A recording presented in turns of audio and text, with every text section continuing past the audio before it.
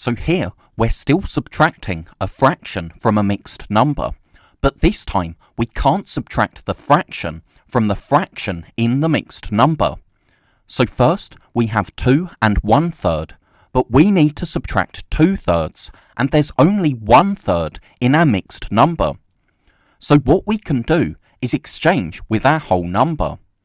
So 1 less than 2 is 1, and that gives us 3 more thirds, so we can add the denominator to the numerator. 3 plus 1 is 4, so 1 4/3 is the same as 2 1/3. So now we can take 2/3 away. We still have our 1 whole, but 4/3 minus 2/3 is 2/3, because the denominator stays the same. So that gives us our answer.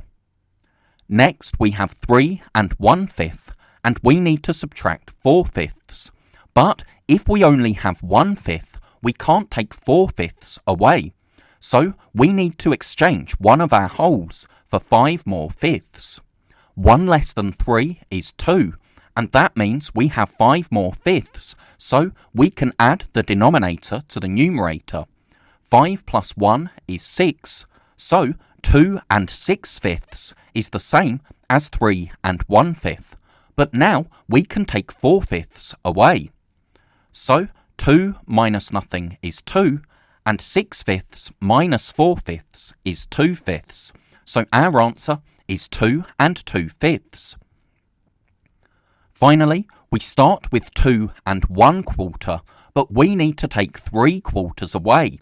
So we need to exchange with our whole number. 1 less than 2 is 1, and that means we can add the denominator to the numerator. So 1 5/4 is the same as 2 1/4. But now we can take our 3/4 away. We now have 1 whole, and 5/4 minus 3/4 is 2/4. So 1 2/4 is our answer. It's easier to understand what's happening here if we show the fraction bars. So for this first question, we had 2 1/3, so that's 2 wholes and 1/3, but we needed to take 2/3 away.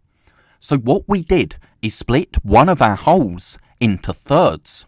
That gave us 1 whole and 4/3. So then we could take 2/3 away to give us 1 whole and 2/3 as our answer. So that's what's left in blue. Then we started with 3 wholes and 1/5, but we needed to take 4/5 away.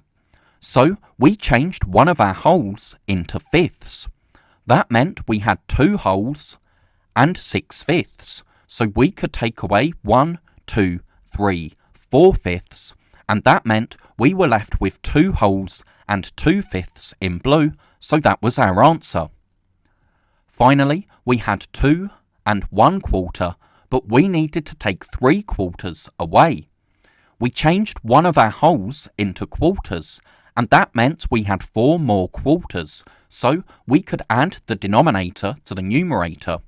That gave us 1 whole and 5/4, and you can see that we have 5/4 here because each of these pieces is 1/4, and we have 1, 2, 3, 4, 5 of them. So then we could subtract 1, 2, 3 of those quarters to leave us with 1 whole and 2/4 of this fraction bar shaded blue. So that's 1 2/4.